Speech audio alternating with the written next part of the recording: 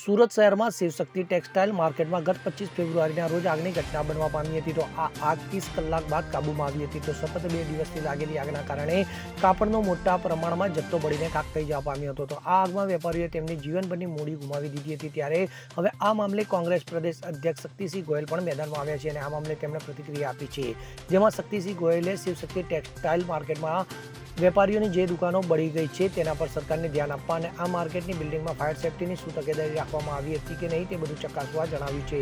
આ સાથે તેમણે એમ પણ જણાવ્યું કે પીએમ મોદીને રોડ શો કરવા કરતાં આ વેપારીઓની આ જગ્યાની મુલાકાત લેવી જોઈએ અને આ વેપારીઓને જરૂર લાગે એ પ્રમાણે વળતર આપવું જોઈએ અને ભવિષ્યમાં આવી ઘટનાઓ ફરી ન બને તેના માટે તકેદારીના પગલાં લેવા જોઈએ તેમ જણાવ્યું હતું. સુરતમાં ટેક્સટાઇલ માર્કેટ એટલે કે કપડાની દુકાનો આવેલી હોય એવી માર્કેટમાં શિવશક્તિ ટેક્સટાઇલ માર્કેટમાં એક ભયંકર આગ લાગવાના કારણે લગભગ સંપૂર્ણપણે બિલ્ડિંગ એમાં ભસ્મીભૂત થયું છે. 900 જેટલા વેપારીઓ એક અંદાજ મુજબ આ માર્કેટિંગ યાર્ડમાં દુકાનો ધરાવતા હતા. લગભગ તમામ વેપારીઓનો તમામ માલ બળીને ખાખ થઈ ગયો છે.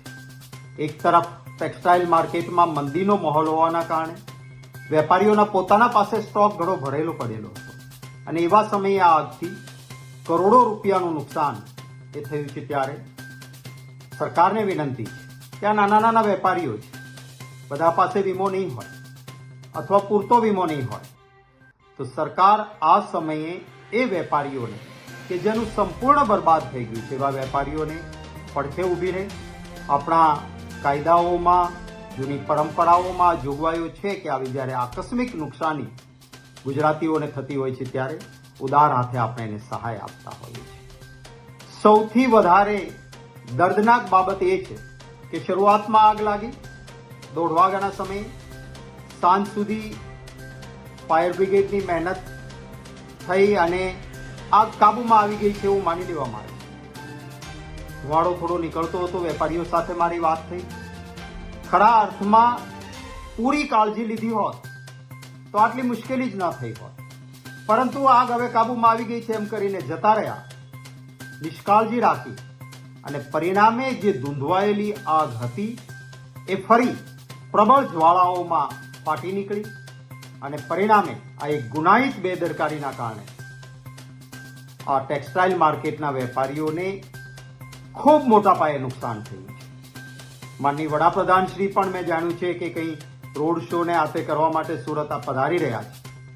માનનીય વડાપ્રધાનશ્રીને પણ વિનંતી કરીશ કે આપના કાર્યક્રમમાંથી આ માર્કેટ જે બળીને ખાખ થઈ છે ત્યાં થોડો સમય માટે મુલાકાત કરજો. આ વેપારીઓ સુરતના છે એમના સાથે વાર્તાલાપ કરજો અને નેશનલ ડિઝાસ્ટર જે રિલીફ ફંડ છે એમાંથી પણ આ વેપારીઓને રાહત મળે એ માટેની વ્યવસ્થા પ્રધાનમંત્રી શ્રી કરે એવી પણ હૃદયપૂર્વક વિનંતી કરું છું. સુરતમાં વારંવાર આવી ઘટનાઓ બને છે. ફાયર બ્રિગેડના તૈયારીઓ અને સાધનો ટાંચા ઉતરે છે. ભૂતકાળમાં આપણે જોયું હતું કે તક્ષશિલા વખતે સીડી પણ એટલી નહોતી કે ઉપરના માળ સુધી પહોંચી શકાય.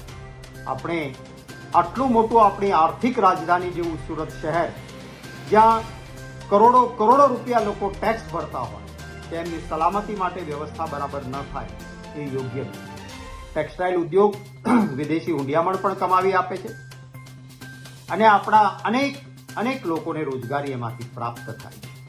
જે સુરતની પરિસ્થિતિ છે એમાં 29 મે 2014માં પુણા કુંભારિયા રોડ ઉપર ઓર્ચિડ ટાવરમાં આ જ રીતે ટેક્સટાઇલ માર્કેટમાં ભીષણ આગ લાગી હતી અને 3 દિવસ સુધી લોકોએ મુશ્કેલીનો સામનો કરીને સંપૂર્ણ ત્યારે નુકસાન ગયું હતું.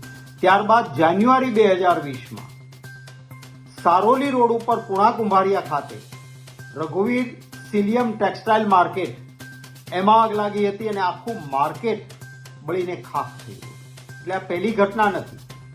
શું આવી જ્યાં ટેક્સટાઇલની અથવા જ્વલનશીલ કાપડ કે બીજી વસ્તુઓ રહેતી હોય ત્યાં આગોતરું આયોજન આપણે ન કરવું જોઈએ. એક ઘટના 2 ઘટના પછી બોધપાઠ ન લેવો જોઈએ. આપણા આગોતરા આયોજન એવા હોવા જોઈએ. આપણે વિકસિત ભારતની વાત કરીએ છીએ તો વિકાસશીલ દેશોમાં ફાયર કંટ્રોલ કરવા માટે કદાચ એ આગ લાગી જાય તો એ આગ વિશાળ રૂપ ન લે એના માટે જે આગોતરું આયોજન થતું હોય છે એવું આગોતરું આયોજન આપણે કેમ ના કરી શકીએ.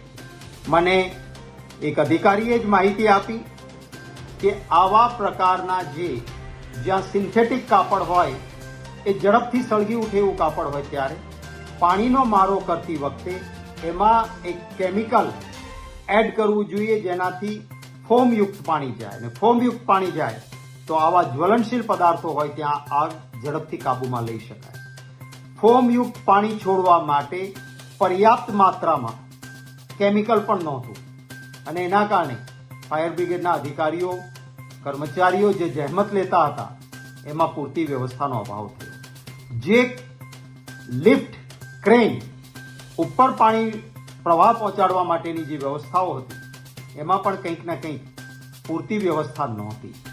હું વિનંતી કરીશ ગુજરાત સરકારને, ભારત સરકારને, બંને જગ્યાએ એક જ પક્ષની ભારતીય જનતા પાર્ટીની સરકાર છે કે આની અનદેખી ન કરવામાં આવે, પૂરતી રાહત આપવામાં આવે અને ભવિષ્યમાં આવી કોઈ ઘટના આપણા ગુજરાતમાં ન બને એના માટે પૂરતી તકેદારી રાખવામાં આવે.